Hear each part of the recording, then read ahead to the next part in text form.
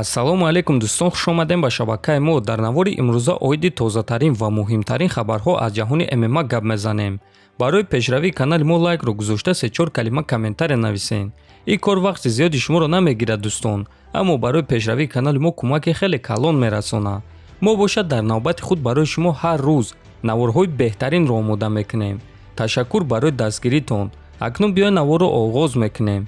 дӯстон, агар шумо хароб ҳастеду фарбеҳ шудан мехоҳед, ё ин ки фарбеҳ ҳастеду хароб шудан мехоҳед, ё ин ки қувваи мардонагии худро қавитар кардан мехоҳед, ва ё ин ки агар шуморо бемориҳои гурда, дил, дарди мушакҳо ғам диҳад, пас мо ба шумо беҳтарин ширкат шифофарморо тавсия медиҳем, ки дар ин ширкат шумо доруҳои гиёҳӣ ва оригиналро барои ҳама дардҳо бо нархи арзон дастрас карда метонед. мо бо ин ширкат аллакай тӯли чанд сол мешавад ки ҳамкорӣ мекунем ва ба шумо низ тавсия медиҳем. худи ҳозир ба номерҳои дар экран буда занг занед ва ҳатман аз номи канали Паҳлавон гап занед. ҳамин гуна шумо доруҳои даркории худро дастрас мекунед ва ҳам канали моро дастгирӣ мекунед. яке аз ҷангварони дурахшони ҷаҳон Забит Магомедшарипов гуфт ки оё ӯ карьерашро барқарор мекунад ё не. вақт гузашт, ман хоҳиши баргаштан надорам. хоҳиши баргаштан дар ман пайдо мешавад вақте ки ман назар мекунам ки ягон дӯсти ман муҳориба мегузаронад, вақте ки дар лагери тамринии дигарон ҳамроҳ мешавам. ман бояд оиди ин савол фикр кунам. ҳозир ман бо кӯдакон кор кардан мехоҳам. онҳоро омӯхтан, бо онҳо суҳбат кардан барои ман писанд аст. ин чиз барои ман шавқовар аст. ҳозир ман аз варзиш 1 ё 2 сол истироҳат кардан мехоҳам ва баъд мебинем ки чӣ гап мешавад, гуфтааст Магомедшарипов. хотиррасон мекунам ки чанд муддат пеш Забит Магомедшарипов дар саҳифаҳои иҷтимоии худ расман эълон кард ки карьераи худро ҳамчун ҷангвар ба анҷом расонд, аммо чӣ хеле ки мебинем ӯ метавонад ки баргардад. хотиррасон мекунам ки Забит Магомедшарипов дар вазни ним сабук баромад мекунад ва рекорди 18-1 дорад. ӯ дар UFC 6 муҳориба гузарондааст ва дар ҳамааш ғалаба ба даст овардааст. дӯстон, шумо Забит Магомедшариповро боз дар UFC дидан мехостен ё не? фикротонро нависен. мо боша мегзарем ба дигар хабар. чемпиони пешинаи UFC дар вазни миёна Роберт Уитакер фикрҳои худро оиди рақиби дар пеш истодааш Марвин Виттори баён кард. ман чӣ қадаре ки метавонам ҳамон қадар ӯро сахт задан мехоҳам. ман оиди ин чиз тамоми лагери тамринии худ кор кардам. ман феъли ӯро санҷидан мехоҳам. ман медонам ки Марвин яке аз беҳтарин ҷангварони вазни миёна аст, аммо ман 15 дақиқа дорам то ин ки шоу ташкил кунам. беҳтарин мешавад агар ки ман аввалин ҷангваре шавам ки Марвинро фавран шикаст медиҳад.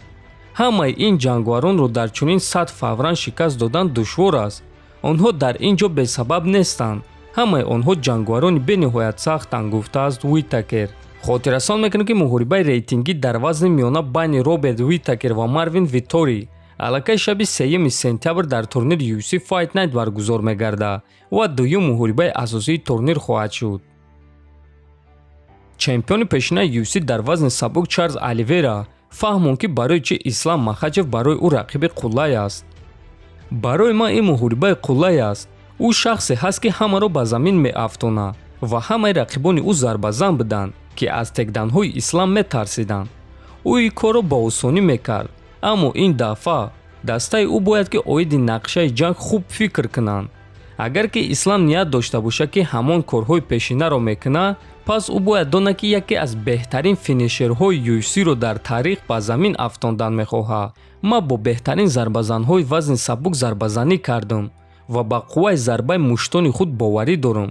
фикр мекунам ки дар зарбазанӣ ман аз Ислам дида хеле хатарноктарам ва агар ки ӯ маро ба замин афтона, пас ман кореро мекунам ки аз ҳама хубтар карда метавонам. ман бо ҷуҷитсуи худ ба ӯ ҳамла мекунам. ман аввалин имконияти худро истифода бурда Исламро фавран шикаст медиҳам, гуфтааст Оливера. дӯстон, бояд қайд кард ки муҳорибаи Ислам Махачев ва Чарлз Оливера рӯзи 22 октябр дар Абу-Даби дар турнири UFC 280 баргузор мегардад ва муҳорибаи асосии турнир шуда барои камарбанди вазни сабуки UFC мешавад. хотиррасон мекунем ки ҳозир дар вазни сабук ҳеҷ кас чемпион нест ва камарбанди вазни сабук озод аст.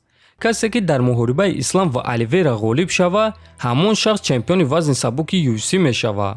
дӯстон, чӣ хеле ки мебинем Оливера ба худ сахт боварӣ дорад ва ин хеле хуб аст, чунки Ислам Махачев низ ба худ сахт боварӣ дорад ва ин маънои онро дорад ки мо шуморо муҳорибаи беҳтарин интизор аст.